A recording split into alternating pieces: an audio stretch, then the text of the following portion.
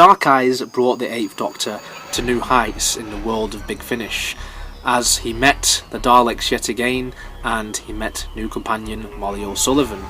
This was followed up a couple of years later with the release of Dark Eyes 2, which saw the story continue, and then again with Dark Eyes 3. All three of these box sets I reviewed quite a while ago. Now, finally, after all this time, here we have it. The final review of the Dark Eyes series. Dark Eyes 4. This is a big one, folks, and this review has been years in the making. But without further ado, let's finally do this. So, this Big Finish release, once again, has 4 stories. We have quite a lot of stuff to get through here. Once again, this stars Paul McGann as the 8th Doctor, along with Nicola Walker as Liv Chenka, and Alex MacQueen returning as the Master. On the front cover, we have all of the main characters, along with Daleks. We've got the Dalek Supreme, just a normal Dalek, the Dalek Time Controller, we have Paris, and we have Moscow, because there's quite a lot of locations in this. Overall, I'd say that this is maybe the best cover that we've got from all of these Dark Eyes box sets. At the top, it tells you what the release is, Doctor Who Dark Eyes 4.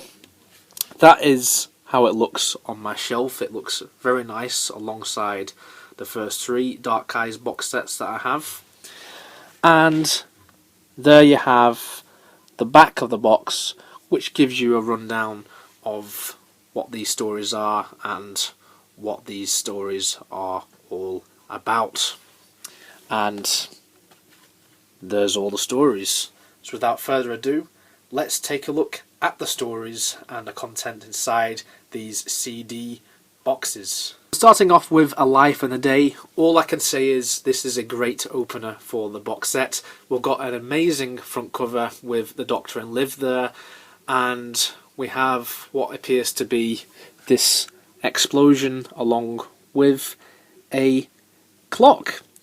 And this bit here with the Doctor's face, which would be like an imagination of what the 8th Doctor title sequence would have been at this point, has been sort of done in a different colour. And each release in this box set, as you will see this review go on, has a different colour, and it's very, very nice. Here at the back you just have a synopsis of the story, and it gives you the whole cast and everything. And inside here you have the CD, and you have some writer's notes, and if you just pop the CD out, you have an advertisement for the first 3 Dark Eyes box sets. It wouldn't really make sense if you went into this one first, because you would really need to know a lot about the first 3 Dark Eyes box sets before getting this one. And that is the inside of the booklet, with a quote from the 8th Doctor in this story. Upon first listening to this story, it feels much more separate from the previous stories that came before this. One thing I will say straight off the bat, and apologies to all of you viewers who are lovers of Liv, I said in my review of Dark Eyes 3 when I did that I found her character to be a little bit depressing. I take that all back now, because actually Nicola Walker as Liv is one of my favourite things about this entire saga overall. My mind has completely changed, and to be honest with you, I was wrong. Liv is great in this story. Nicola Walker is given some great material here. We have a character called Martin Donaldson, who is the brother of Kitty Donaldson. Kitty is someone who Molly O'Sullivan served for before the events of Dark Eyes 1, so there's a bit more backstory getting explored here.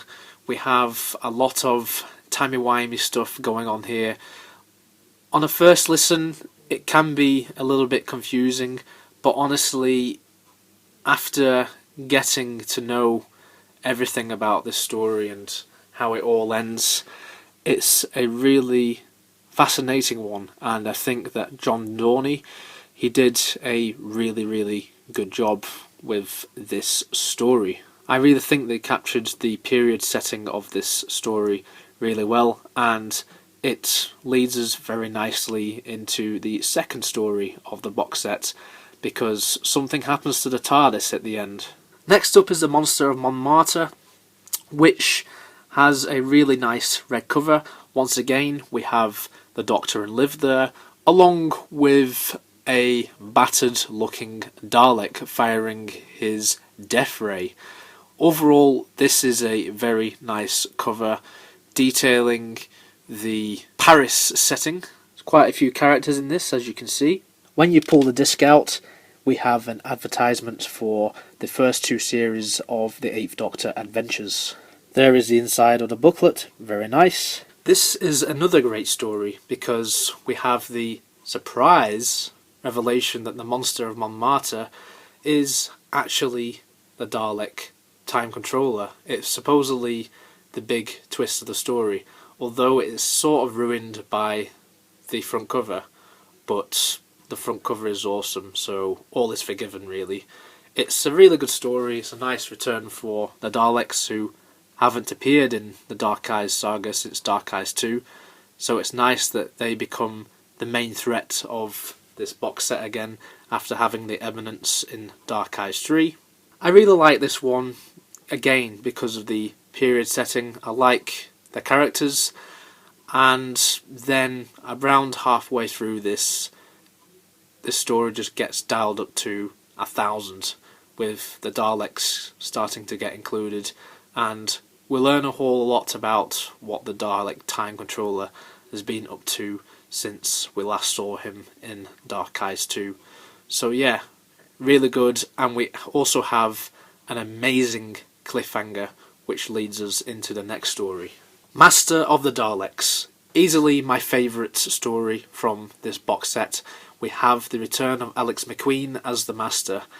Now, I've said it before in my previous reviews for this saga, I absolutely love this Master, and Alex McQueen, once again, is just on top form here. He's easily one of the best things to take away from all of these Dark Eyes box sets.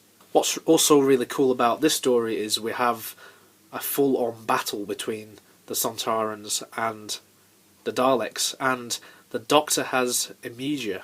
We also learn in this that the Daleks have taken over an alternate reality of Earth in the late 20th century after a few things have gone wrong with time. This one gripped me from start to finish. Inside, behind the CD, we have an advertisement for Series 3 and Series 4 of the 8th Doctor Adventures, and there is the inside of your booklet. If there's any reason to get Dark Eyes 4, then it is purely for this story. This story is epic. And here it is, the final story in the whole Dark Eyes saga. We have had 15 stories leading to this. Dark Eyes 4, Eye of Darkness. Not sure about the title. The front cover just screams a lot of finality to it, with the 8th Doctor at the top of the centre there, along with Liv Chenka at the left, and we have this mysterious character, who is actually a returning character who last appeared in Dark Eyes 3. It is Marcus Shriver, who is a sort of villain. Not the greatest villain that Doctor Who has ever had, but he is an important plot point to the entire Dark Eyes saga. First things first, if you've not listened to any of the other Dark Eyes stories, then this will not make any sense to you whatsoever. The best thing about this story is easily the Dalek time controller, and just look at him going away from that explosion. Such a cool design, and I really wish that we saw something like this in the TV series. But alas, it's not meant to be, I guess. There at the back is your synopsis. This case has 2 discs as well, so we have the story itself, along with the behind the scenes documentary, just like all the other Dark Eyes box sets. And at the back here we have an advertisement for the monthly range, and there is your inside for this booklet, and it also has production credits. All in all, I'd say that this is a pretty good finale. I'd say that this is certainly a fitting finale for the entire Dark Eyes saga. I love how the main setting for this is the Eye of Orion as well. There's a lot of stuff about eyes in these releases. I don't know why. Of course, some Doctor Who fans will be familiar with the Eye of Orion for appearing briefly in The Five Doctors. This one may not be perfect. I had a lot of payoff after listening to all 4 of these Dark Eyes box sets.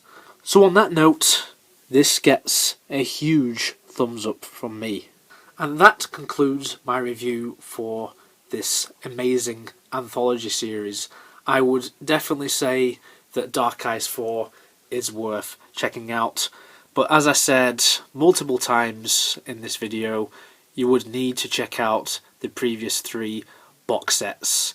As a whole, Dark Eyes is a good jumping on point for a lot of Doctor Who fans who wanted to get into Big Finish. I myself found this as a good jumping on point for the 8th Doctor. I'd say that from the 4 Dark Eyes box sets, Dark Eyes 4 would probably be my second favourite Dark Eyes box set after the first Dark Eyes box set, and that would be followed by Dark Eyes 2. And even though I gave it a bit of a bad rap, Dark Eyes 3 is the weaker series, but it's not as bad as what I originally said in my review of that, which I did ages and ages ago. My final rating for Dark Eyes 4 is going to be a 9 out of 10. 4 fantastic stories, with my highlight being Master of the Daleks. Do yourself a favour and get yourself all the Dark Eyes box sets on CD, because they really do look good on the shelf. Thank you very much for watching, guys. It's been a pleasure doing this review for all of you. Check out all of the other Big Finish reviews that I've done on the channel. Subscribe for more, and I shall see you very soon for some more Big Finish reviews on this channel.